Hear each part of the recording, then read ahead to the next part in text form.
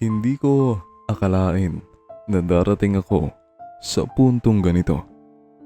Yung tahimik at maayos kong buhay ay biglang guguluhin ng isang taong hindi ko naman dapat tinitingnan sa ganoong paraan. Ako si Rick, 31 years old, isang physical therapist na may sariling maliit na clinic dito sa Batangas. Simple lang ang takbo ng araw ko. Gigising, papasok sa clinic, magtatrabaho, uuwi at magpapahinga. Hindi ako naghahanap ng komplikasyon, lalo na pagdating sa pag-ibig. Matagal ko nang tinanggap kung sino ako at matagal ko na ring pinili na mas mabuting manatiling mag-isa kaysa mapasubo ulit sa relasyong hindi namang magtatagal. Pero may sariling plano ang tadhana para sa akin at hindi ko iyon nagustuhan. Nagsimula ang lahat ng ipakilala ng bunso kong kapatid ang boyfriend niya. Isang gabing pagod akong umuwi mula sa klinik, nadatnan ko silang nakaupo sa sala, nagtatawanan kasama si mama. At doon ko siya unang nakita, si Kyle. Hindi siya yung tipo na agad mong mapapansin sa dami ng tao. Pero may kakaiba sa kanya. Malinis tingnan, maayos kumilos, at may ngiti na parang may tinatagong hiya. Pero ang pinaka nakakuha ng atensyon ko ay ang mga mata niya. Parang may lalim na hindi ko maipaliwanag. Nang magtama ang mga mata namin, ngumiti siya at magalang na bumati. Simpleng good evening po. Pero hindi ko alam kung bakit parang kung anong kumurot sa loob ko. Doon pa lang alam kong may mali. Sinubukan kong baliwaliin niyon. Ilang beses ko pa siyang nakita pagkatapos nun. Kapag sinusundo ang kapatid ko, kapag kumakain sa bahay, o kaya kapag tumutulong sa mga gawain. Wala akong masabi sa kanya. Mabait siya, responsable, at halatang mahal niya ang kapatid ko. At bilang kuya, dapat masaya ako. Dapat kampante ako na nasa mabuting kamay ang kapatid ko. Pero sa bawat ngiti niya, sa bawat simpleng usapan namin, may kung anong unti-unting bumubuo sa loob ko. Isang bagay na pilit kong tinatanggihan. Hanggang sa isang araw, lumapit sa akin ang kapatid ko at nakiusap. Gusto raw ni Kyle na mag-OJT sa klinik ko. Sandali akong natahimik. Hindi ko alam kung bakit parang may kaba agad akong naramdaman. Alam kong delikado. Alam kong mas mapapalapit siya sa akin. Pero wala naman akong matinong dahilan para tumanggi. Kaya pumayag ako. At iyon ang pagkakamali ko. Unang araw pa lang niya sa klinik, ramdam ko na agad ang epekto niya sa akin. Maaga siyang dumating, nakaayos at halatang eager matuto. Pinilit kong maging professional. Iniwasan ko siyang kausapin ng matagal at hanggat maaari. Ipinapasa ko siya sa ibang staff para sila ang magturo. Pero kahit anong iwas ko, napapansin ko pa rin siya. Mabilis siyang matuto, mahusay makisama at laging may ngiti sa labi. Madalas ko siyang mahuling nakatitig sa akin. Pero tuwing magtatagpo ang aming mga mata, agad siyang umiiwas o kaya'y ngingiti na parang walang nangyari. Isang beses, lumapit siya sa akin habang may hawak na chart. Medyo malapit siya. Masyadong malapit para sa comfort ko. Naaamoy ko yung pabango niya. Hindi matapang pero sapat na para mapansin. Sir Rick, tama po ba ito? Tanong niya. Pinilit kong tumingin sa papel at hindi sa kanya. Oo, tama yan. Sagot ko. Pero kahit simpleng interaksyon lang iyon, ramdam ko na agad ang kakaibang epekto niya sa akin. Parang bawat maliit na bagay ay nagiging malaki. Habang tumatagal, lalo akong nahihirapan.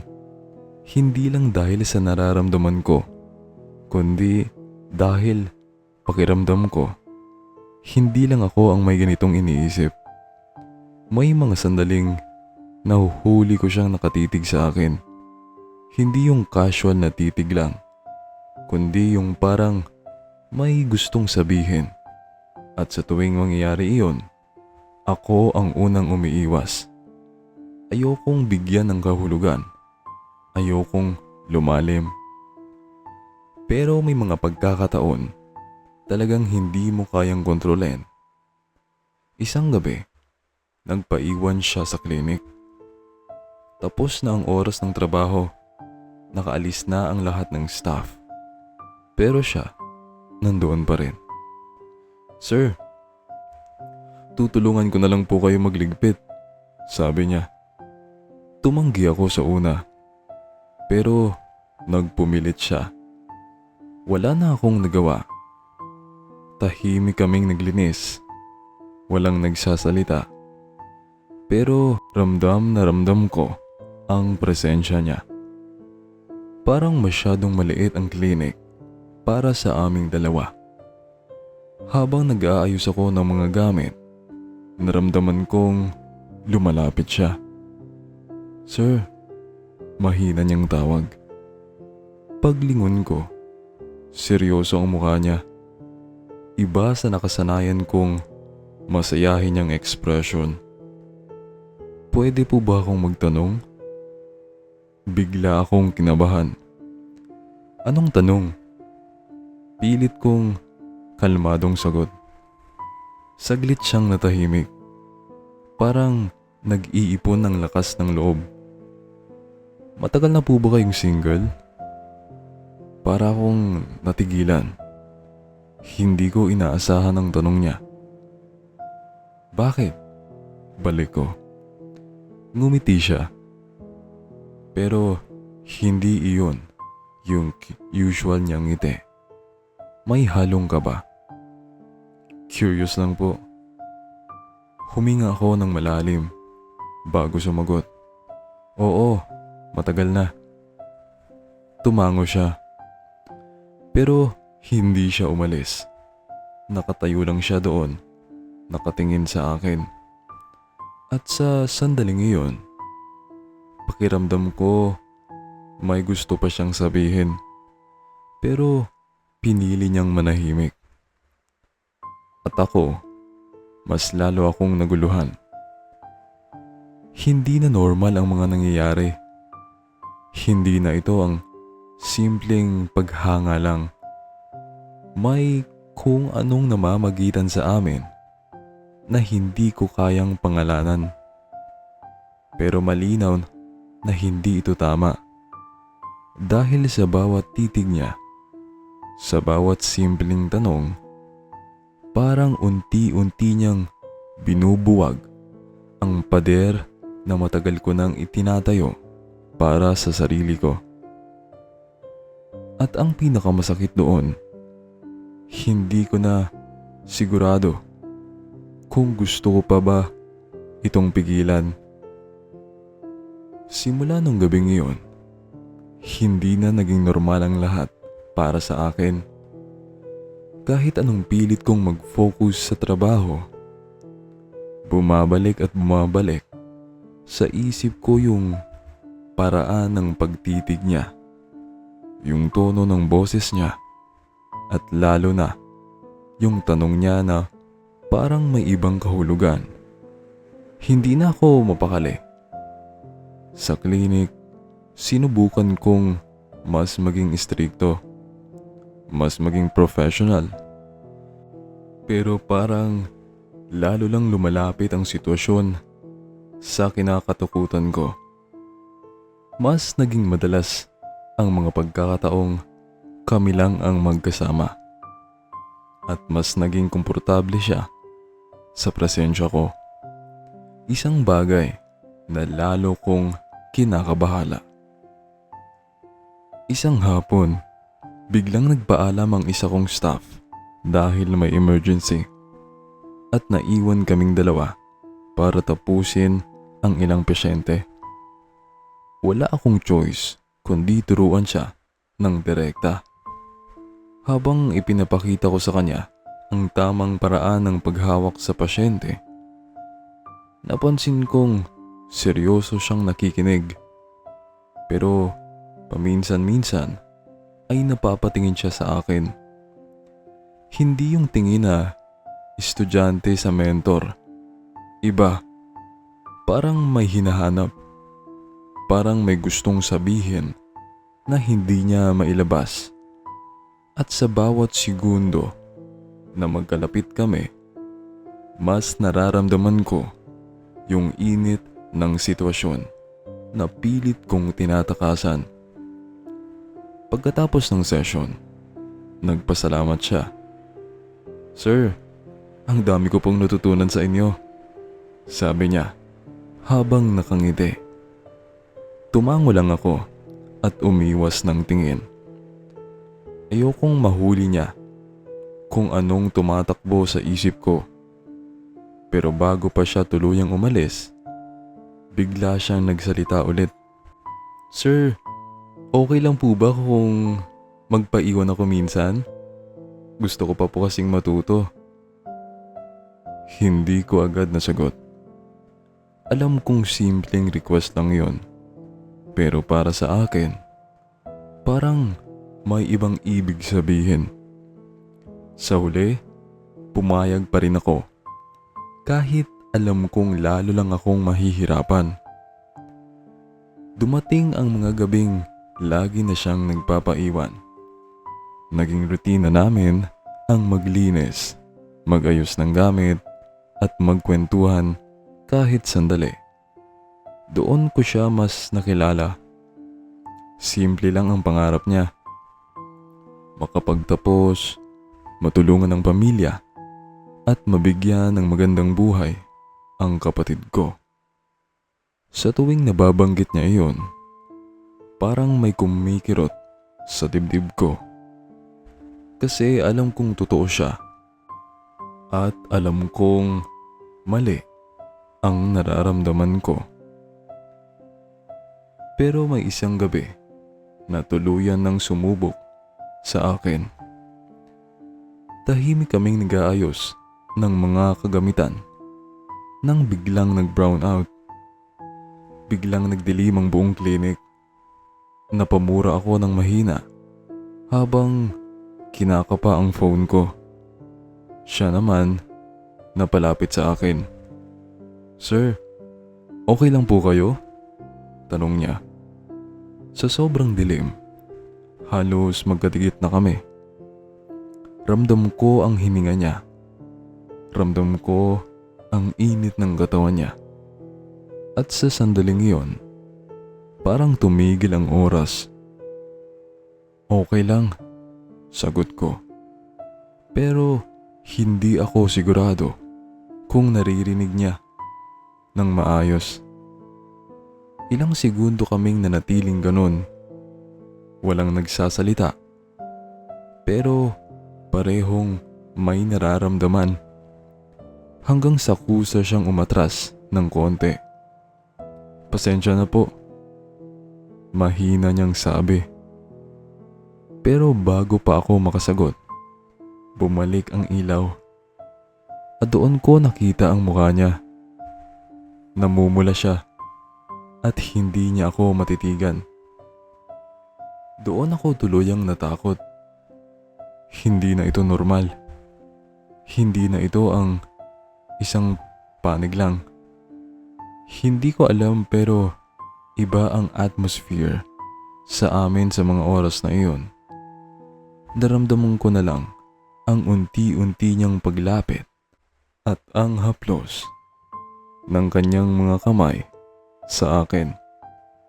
Hanggang sa natagpuan ko ang sarili ko na kumakain ng laman. Oo, laman na nooy mainit-init pa. Kinain ko na lang lahat. Sobra akong nasarapan. Ang galing niya pala. Pagkatapos noon, umalis ako at nagtungo sa CR. Kinabukasan, sinubukan kong umiwas. Hindi ko siya kinausap ng direkta. Ipinasa ko siya sa ibang staff at hanggat maaari, hindi ko siya tinitingnan. Pero siya, parang hindi sumusuko. Lumalapit pa rin. Nagtatanong at minsan, nahuhuli ko siyang nakatingin sa akin na parang may gustong aminin. Hanggang sa dumating ang araw na hindi ko na naiwasan. Maaga akong pumasok sa klinik. Wala pang tao. Tahimik ang paligid. Akala ko, ako lang mag-isa. Pero nung pumasok ako sa therapy room, nandoon siya. Nakaupo, tahimik, at parang malalim ang iniisip. Maaga ka, sabi ko. Tumingin siya sa akin. Seryoso ang muka. Sir, kailangan ko po kayong makausap. Kinakabahan ako. Anong problema? Tanong ko. Tumayo siya at dahang-dahang lumapit. Hindi ko na po kayang itago. Para akong binuhusan ng malamig na tubig. Anong ibig mong sabihin? Pilit kong tanong. Huminga siya ng malalim.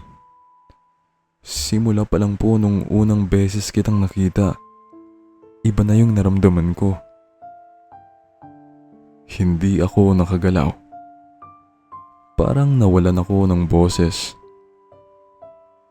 Alam kong mali. Dagdag niya. Alam kong may nasasaktan. Pero hindi ko na po kayang magsinungaling sa sarili ko.